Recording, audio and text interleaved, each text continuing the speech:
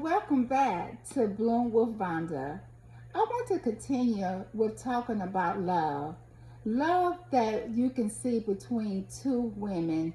Love that is a strong relationship.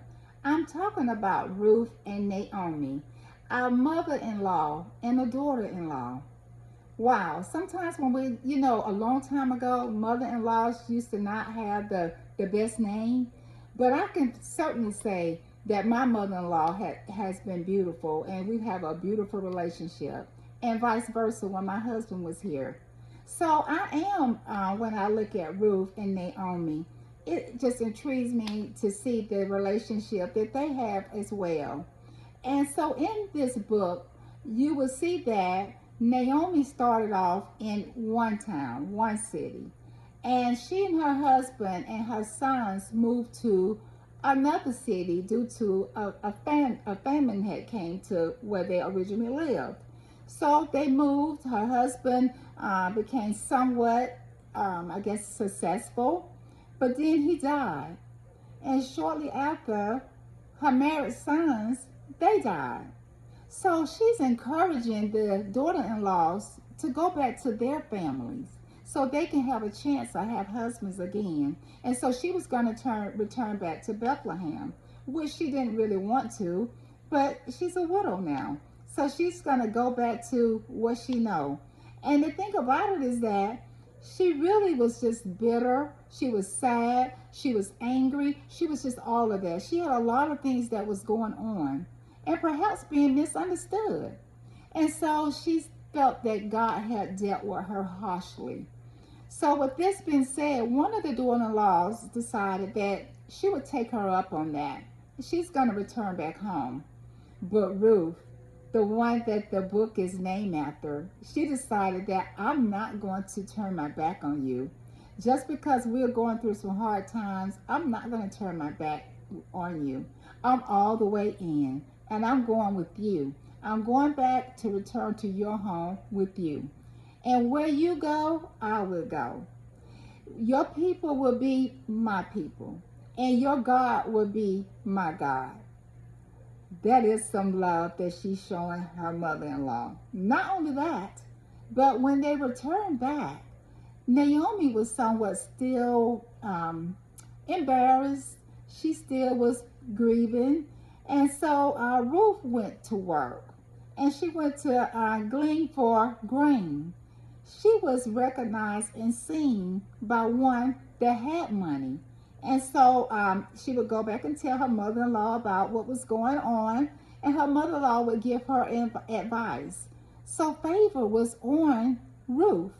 And so with that being said, Ruth eventually married Boaz, and to their union came a son. So now Naomi was set with purpose. She was all over this baby as if it was hers. God smiled on her again. And so with that being said, even more came out of this line, because later on, King David came from the same bloodline.